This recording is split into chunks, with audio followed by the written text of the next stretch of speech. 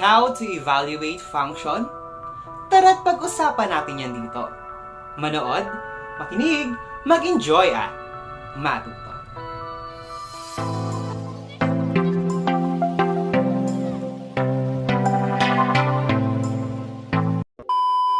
What's up guys? Welcome to my YouTube channel.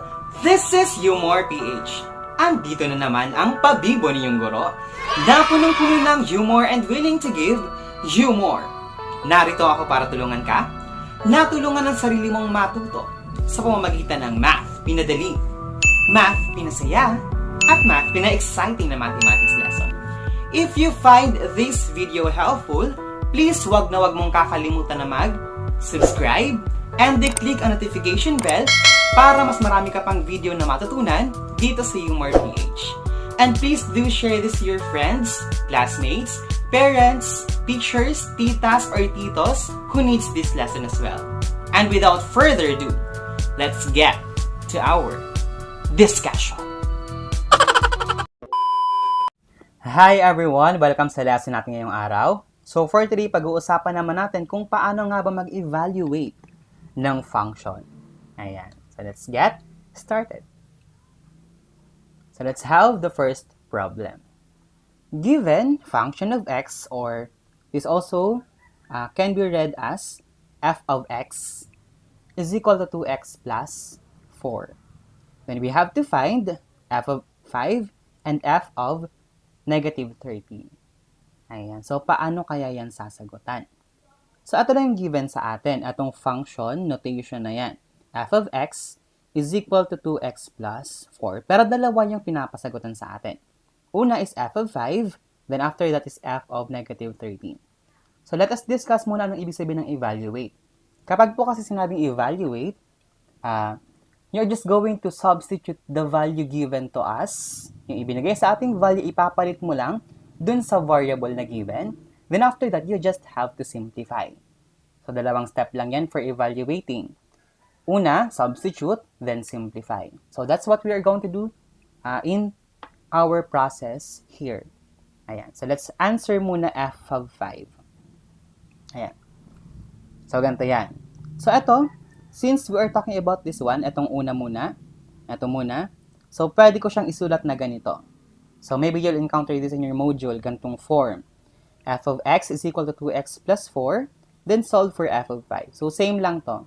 Ito saka ito, saka itong pagkakasulat natin dito ay same lang ng ibig sabihin. So ibig sabihin yan, evaluate mo daw yung f of 5 gamit yung function na yan. Ayan. So ganito lang po yan kasimple.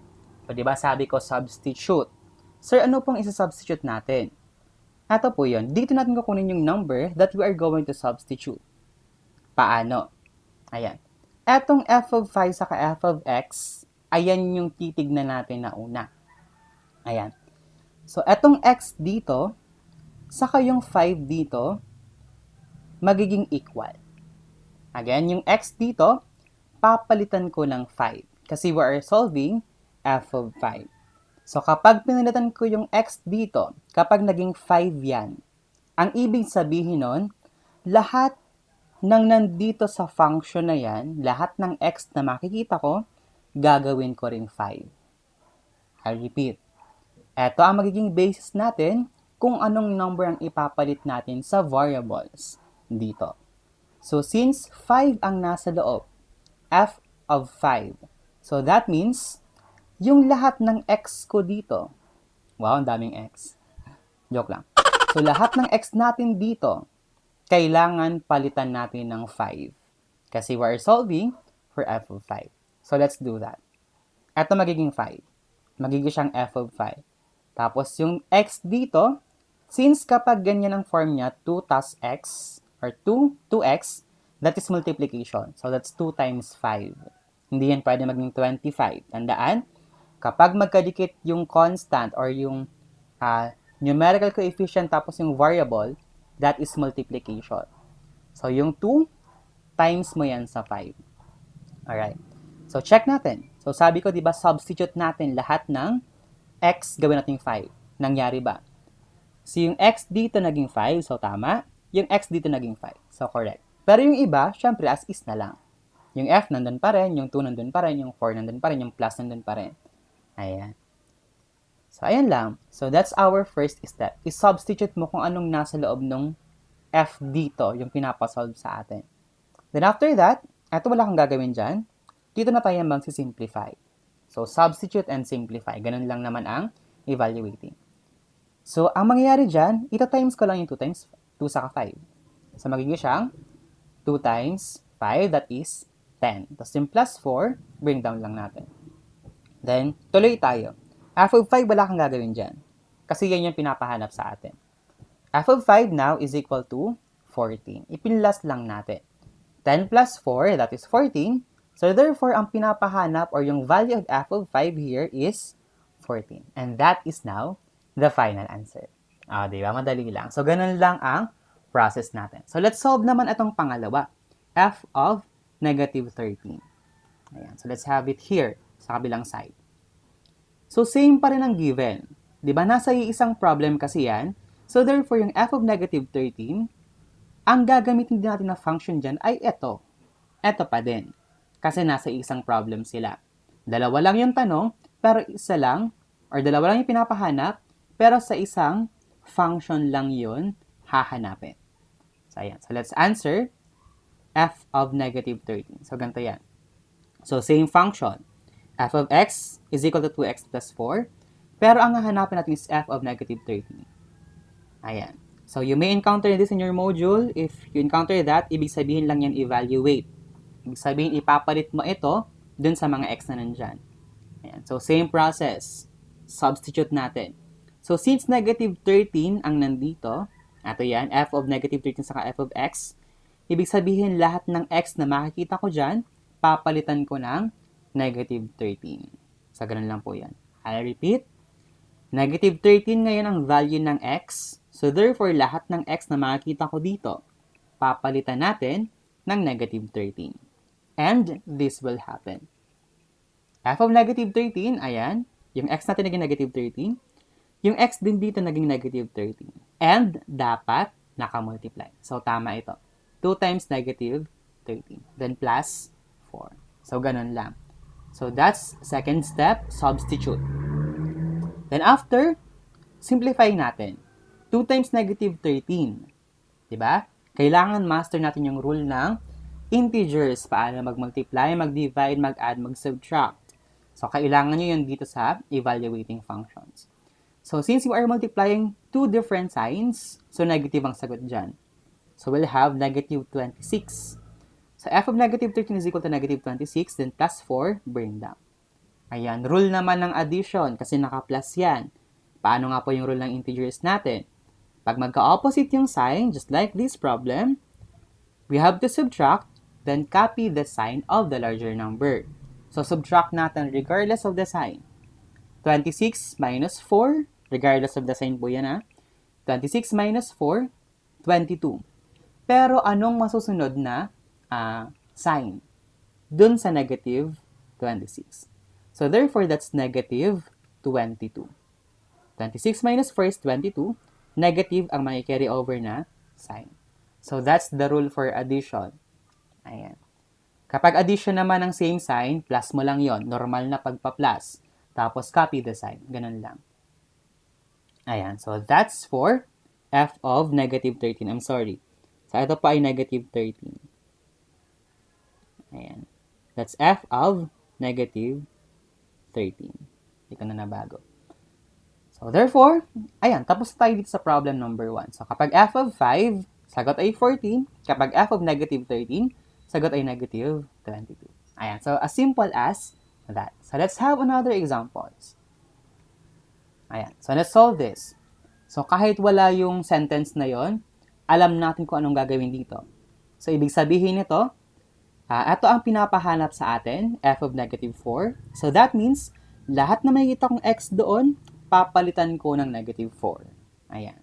So, let's do that. Ayan. So, naging negative 4. Naging negative 4 yung loob. And make sure, ito very, very important, kapag ang variable ay naka-raise sa isang exponent, don't forget to put the number that you have to substitute inside the parentheses. tatagalogin ko. Huwag na huwag mong kakalimutan na ilagay sa parenthesis yung number na isa-substitute natin, na ipapalit natin. So that's why here, yung negative 4 dito, nilagay natin sa loob ng parenthesis. Tapos naka-squared siya sa labas. Bakit? Kasi iba ang ibig sabihin kapag wala sa parenthesis ang negative 4, tapos may squared doon. Different ang magiging sagot. So be careful, kapag may exponent, safest ay nakalagay sa parenthesis. Ayan. So don't forget about that. Next, negative 3 tapos negative 4. Ayan, pinalit natin. Plus 30. So lahat na makita mong x, palitan ng negative 4. Kapag may exponent, make sure nasa loob ng parenthesis. Ayan. So, kompleto. So, tama tayo dun sa substitute. Then after that, simplify natin. Negative 4 squared. What does it mean by this number, this exponent? Anong ibig sabihin yan? Anong sinasabi sa atin yan? That we have to multiply negative 4 sa sarili. Common mistake po ang ginagawa ng karamihan. Marami. Karamihan. Ang ginagawa, tina-times lang yung dalawa. Negative 4 times 2. That's incorrect. So kapag sinabing exponent, you have to multiply the number inside. Kung ilang beses, or kung ano yung exponent, ganun mo karaming beses i-multiply yung number or yung base sa sarili niya. So since negative 4, tapos naka-squared yan, so that's negative 4 times negative 4. Ayan. So ano ang negative 4 times negative 4? So diba that is positive kasi when you multiply both negative, the answer is positive. Rule of integers. So dapat master. So the answer is 16. Next, negative 3 times negative 4. Etong sign, etong operation na yan, that is also the sign of 3. So that's negative 3 times negative 4. So negative 3 times negative 4, the answer is positive 12. Ayan. Magka-times tayo ng same sign, so positive pa rin yung sagot. Pero yung plus 30, carry over lang. So ito yung mangyayari. F of negative 4 is equal to 16. Pwede ko nang tanggalin sa parentheses. The answer is positive 16. Dito naman, ayan. Dito naman sa dalawang ito, kapag multiply, the answer is positive 12. Then bring down 30. Ayan. Tapos i-plus lang natin ito. Kung nahihirapang mag-plus ng sabay-sabay, pwede namang dala-dalawa from left to right. And you have to follow also GEMDAS. If ever na sama-sama na yung operation, you have to follow GEMDAS. So in this case naman, pwede tayo mag-left to right kasi lahat naman plus. So 16 plus 12, that's 28. Tapos saka may plus yung 30, that's 58. Ayan. So f of negative 4 is equal to 58. So that's the final answer. So ganun lang po, kasimple. Let's have another one.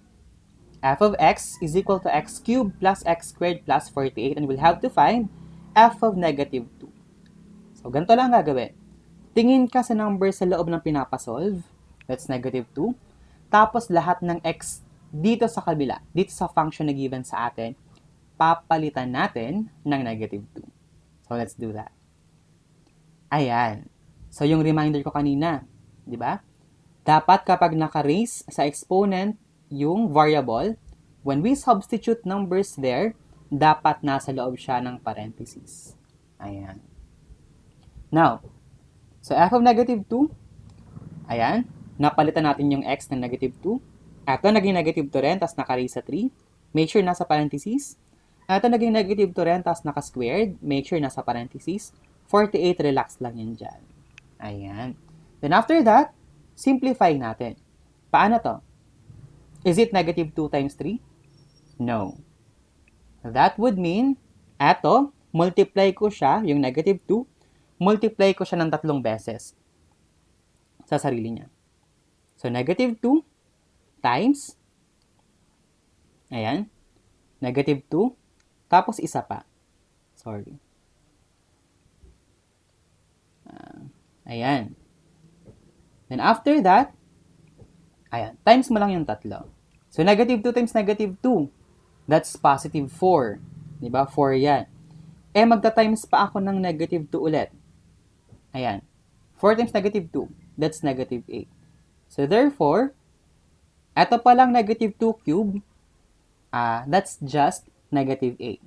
So, pwede ko lang tanggalin sa parenthesis yan, tapos negative 8 ang ilalagay. What about negative 2 times negative 2? So, ito yan. Parang ito lang din yon. Negative 2 times negative 2. Diba? Multiply by itself. Negative 2 times negative 2 ay positive 4.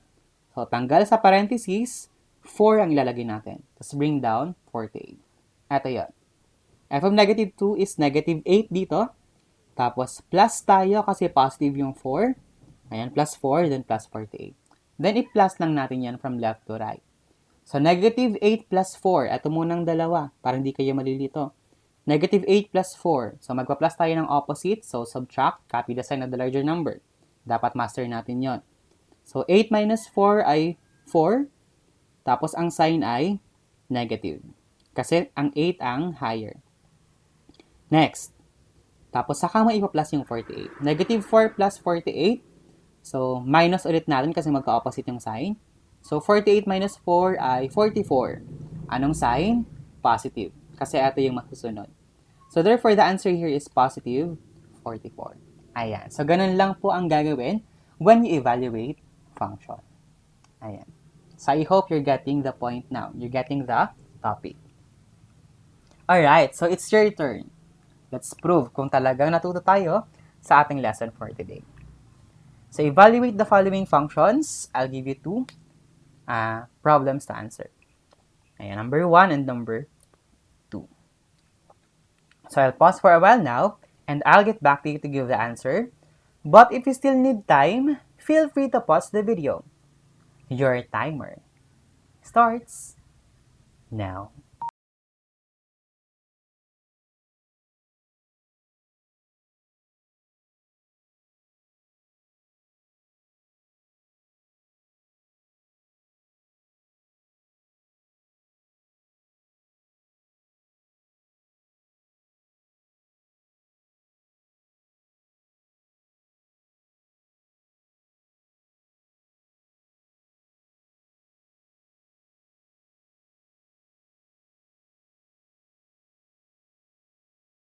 Answer number 1. So, f of x, ito yung number 1, is equal to 2x squared minus 20x. Then we'll have to find, or we asked to evaluate f of 8. Ayan. So, kung anong number ito, ipalit natin sa x. So, this will happen. Oh, sorry. 8 po, ayan. So, f of 8 is equal to 2 times, ayan. So, yung x dito nasa parenthesis dapat, or yung value, yung 8 na naka-square. Minus 20 times 8. Ayan. Tapos after that, eto muna. Bawal ko itong pagsabayin. So, eto muna. Yung 8 squared muna. Saka yung negative 20 times 8. So, ang 8 squared ay 64. So, magiging 2 times 64. Negative 20 times 8, that's negative 160. So, eto ang mangyayari dyan. So, 2 times 64 minus 160. Tapos, times ko ito. 2 times 64 ay 128.